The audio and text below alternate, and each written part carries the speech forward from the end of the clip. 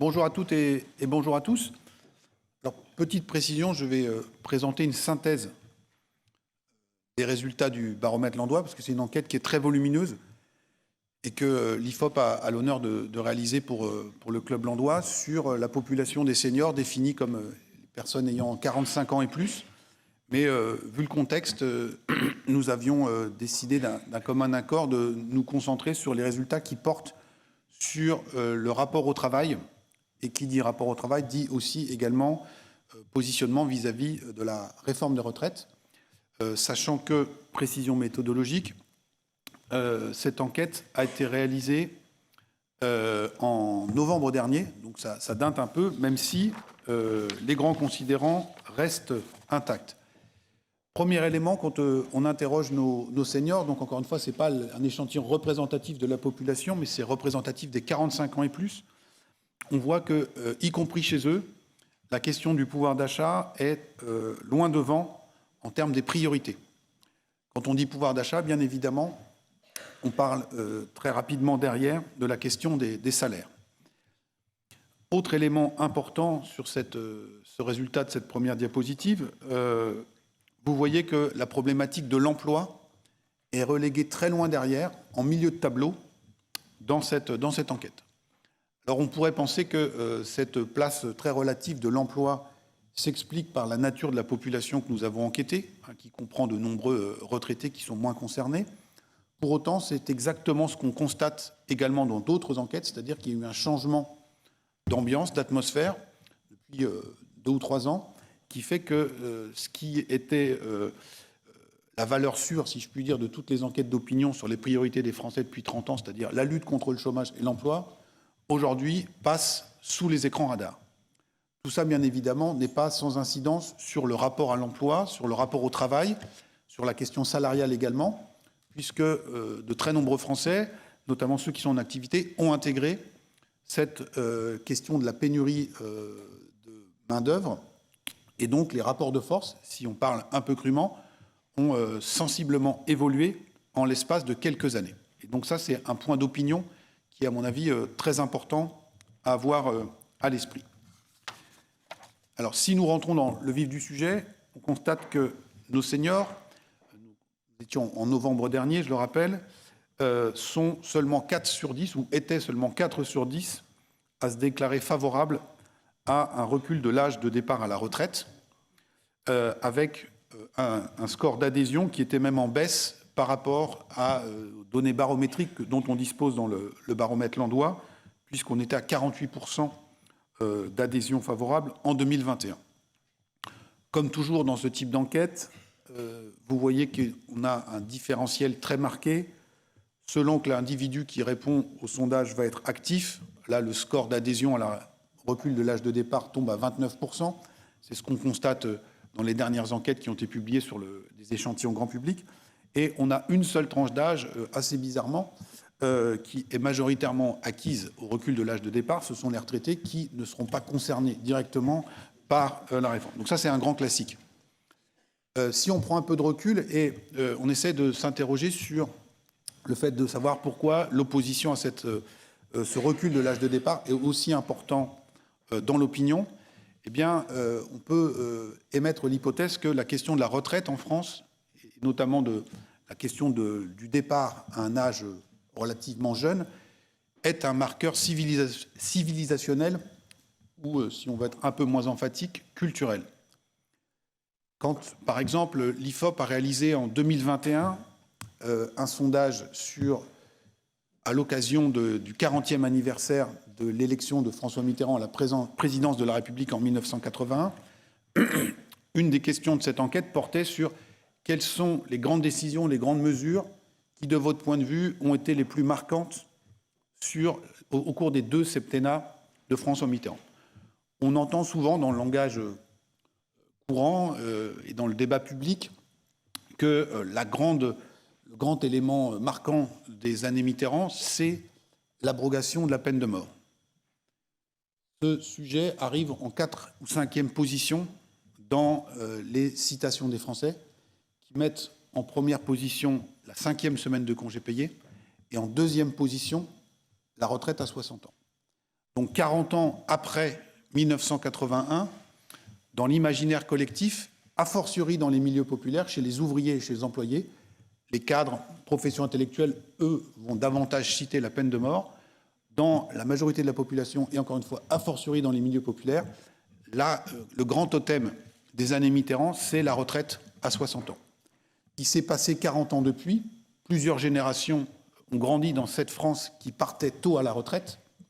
Et donc, c'est aujourd'hui eh bien, une conséquence de tout cela que nous voyons dans la rue et dans nos sondages, c'est-à-dire que cette habitude et cette façon de façonner la société française eh bien, était très ancrée.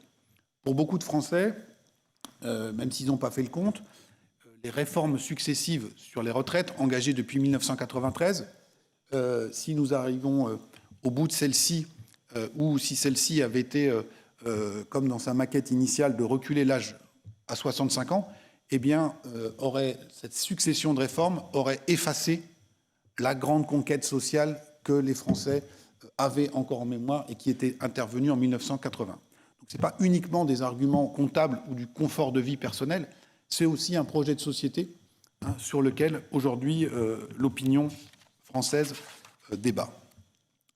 Quand on regarde dans le détail des différentes dispositions qui seraient envisageables, on voit qu'elles sont toutes rejetées, mais que celles qui sont absolument massivement sorties du champ sont celles qui touchent au niveau de pension des retraités. Et donc, qu'il s'agisse des retraités eux-mêmes, mais ce qui est le plus intéressant, c'est que ça touche également les actifs. Il est hors de question de toucher au niveau des pensions de retraite de manière assez visible. On diminue la pension de manière un peu plus subtile en désindexant sur l'inflation. Nous sommes dans une période où l'inflation est importante. C'est une hypothèse de travail qui est écartée d'emblée et de manière quasiment automatique. Dans ce cadre-là, les voies de passage, vous le voyez, sont plus limitées. Mais donc il faut avoir ça en tête. Et de la même manière que j'ai dit que la réforme à 60 ans, c'était le grand totem des années 80, dans l'imaginaire collectif, l'idée, la figure du retraité pauvre, du retraité modeste, demeure la vision dominante, même si pas mal d'enquêtes nous montrent qu'au niveau de patrimoine, les retraités aujourd'hui disposent plus de ressources que la moyenne des actifs. Pour autant, dans l'imaginaire collectif, le retraité, c'est souvent le petit retraité. Et donc, dans ce cadre-là, il est hors de question de toucher directement ou indirectement aux pensions de retraite. Autre élément pour essayer de comprendre comment les choses s'agencent au niveau de l'opinion publique, en termes d'anticipation, quand nous sommes sur nos actifs de l'échantillon de l'enquête Landois, donc encore une fois les actifs qui ont 45 ans ou plus, près de la moitié d'entre eux, 48% exactement, anticipent déjà qu'ils partiront à 64 ans ou après. Soit ils ont anticipé, c'était en novembre, que la réforme allait se faire, soit ils ont déjà intégré que, compte tenu des nouvelles règles en cours, du nombre d'annuités nécessaires, de leur âge d'entrée sur le marché du travail, leur horizon à eux, c'était 64 ans. Donc on voit, ce qui a été dit par la ministre tout à l'heure, qu'au fur et à mesure que le nombre d'annuités ou l'âge de départ à retraite a été allongé, eh bien, les univers de projection évoluent. Et tout ça se mesure aussi, alors peut-être pas assez vite du côté de ce qui se passe dans les entreprises, mais tout ça aussi est intégré par les salariés qui, du coup, sont moins allants pour qu'on accélère le rythme, vu que eux, dans leurs propres anticipations, ont déjà intégré qu'ils devraient rester plus longtemps au travail. Cette question portait sur les actifs. Si maintenant on s'intéresse aux retraités de notre échantillon, la réponse est assez éloquente. Ils sont très majoritairement opposés de leur côté à replonger, si vous me passez l'expression, et à revenir sur le marché du travail.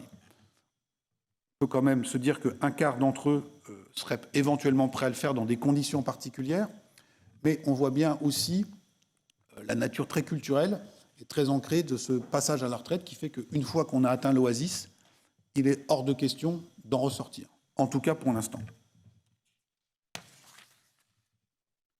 Cette opposition à la réforme des retraites ou à l'allongement de la durée de cotisation ou au recul de l'âge de départ s'explique aussi par la grande complexité technique de notre système, ou en tout cas par la méconnaissance déclarée de près de 2 tiers, voire 6 seniors sur 10, qui sont pour autant normalement ceux qui sont les plus concernés, les plus impliqués.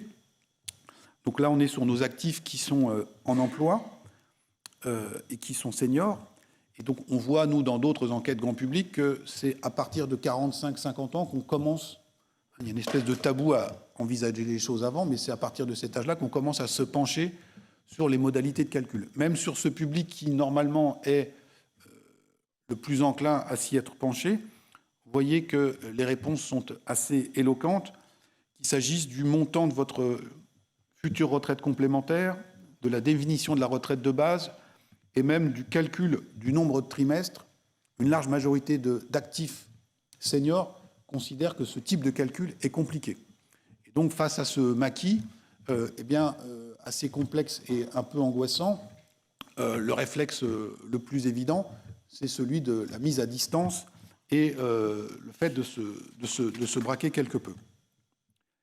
La question de cette réforme des retraites et du recul de l'âge de départ pose bien évidemment, et ça a été dit par la ministre et par Sybille tout à l'heure, la question de la place des seniors dans l'entreprise ou, plus globalement, sur le marché du travail. Or, comme on va le voir, une proportion substantielle d'actifs seniors estime avoir déjà fait l'objet de comportements plus ou moins discriminants liés à leur âge. Et donc, et vous voyez que d'ores et déjà, parmi les propos des opposants à cette réforme, cette question du statut des seniors en emploi est systématiquement mise en avant. Et donc, il va falloir, pour ce qui est de la pédagogie autour de la réforme, mais aussi, si elle passe dans le cadre de son application, vraiment prendre à bras-le-corps, et c'est ce que fait depuis quelques années, en termes de réflexion déjà, le Club Landois, réfléchir à la question du statut et du rôle et de l'image de ces seniors dans l'entreprise ou sur le marché du travail. Quelques chiffres, 42% de nos actifs seniors nous disent qu'ils considèrent qu'ils ont déjà été non augmentés ou moins augmentés en raison de leur âge. On peut dire que c'est du ressenti. N'empêche que le ressenti compte. 38% qui n'ont pas été promus. 34% qui n'ont pas fait l'objet d'une formation. De la même manière, un tiers d'entre eux considèrent que leur hiérarchie n'a plus misé sur eux parce qu'ils étaient seniors et qu'ils n'étaient plus peut-être considérés comme les forces vives. Et puis 30% nous disent qu'ils ont été écartés, ou ils ont le sentiment de l'avoir été, de certaines tâches ou de projets intéressants, encore une fois, en raison de leur âge. Alors, si on est optimiste, on peut se dire qu'on a quand même 6 seniors en activité sur 10 qui disent « je ne ressens pas du tout d'ostracisme ou de comportement particulier à mon égard ». Et donc, c'est très encourageant. Néanmoins, vous voyez que le fait qu'on en ait 30 à 40% qui ressentent ce type de discrimination est un vrai sujet et que tout ça, ensuite, irrigue toute la société, puisque on peut en parler le soir à la maison, à ses proches, à sa famille, et tout ça nourrit l'idée qu'il n'est pas forcément bon d'être, ou toujours facile, d'être aujourd'hui senior sur le marché du travail en France. Dans ce cadre-là, et c'est intéressant, les choses ne sont pas figées. Plus d'un quart des actifs de plus de 45 ans pourraient envisager de créer leur propre entreprise. Alors, soit en se disant, comme celui qui, selon la formule de Bergman, a grimpé la montagne, aujourd'hui il a une vision assez panoramique des choses et qu'il a envie de faire autre chose, soit que peut-être, vu qu'il était un peu affecté sur une voie de garage dans l'entreprise dans laquelle il avait beaucoup donné, eh bien, il se dit que peut-être il serait temps de voler de ses propres ailes. 30% de nos seniors en activité nous disent qu'ils seraient intéressés à travailler en tant qu'indépendants, 27% pour ce qui est de créer leur propre entreprise. Et donc là aussi, dans le cadre des réflexions du Club Landois, il y a sans doute des choses à travailler sur cette question de création d'entreprises par des seniors pour, il a été dit tout à l'heure, proposer des alternatives au fait qu'on ne passerait plus 40 ans dans la même structure. Donc soit on peut changer de structure, soit on peut peut-être aussi créer la sienne. Et 27%, la même proportion, nous disent qu'ils seraient intéressés par potentiellement cumuler différents statuts. Tout ça s'observe dans l'ensemble de notre échantillon d'actifs, mais d'autres enquêtes que l'IFOP a pu mener, notamment auprès des managers ou des cadres dirigeants, nous montrent un engouement croissant pour un statut qui est assez ancien maintenant, mais qui aujourd'hui prend de l'ampleur, qui est celui de manager de transition.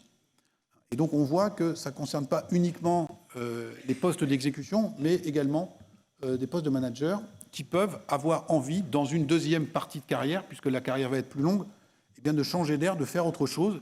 Et donc notre mode de raisonnement qui était assez en silo, avec une continuité sur toute la carrière, avec un plan RH, etc., notamment dans les grandes entreprises, il faut sans doute penser de manière un peu différente, plus agile également, pour permettre, non pas à tous, parce que tout le monde n'a pas envie de faire le grand saut, mais à la minorité qui le souhaite, de pouvoir voler de ses propres ailes et envisager une deuxième partie de carrière de manière plus indépendante en termes de statut. Enfin, dernier point, et non des moindres, la question du recul de l'âge de départ à la retraite, ça a été évoqué par la ministre, pose de manière très criante aussi, non seulement on l'a vu, la question de l'image, du rôle et de la place des seniors sur le monde du travail, mais du statut et de la protection du statut d'aidant dans le monde de l'entreprise.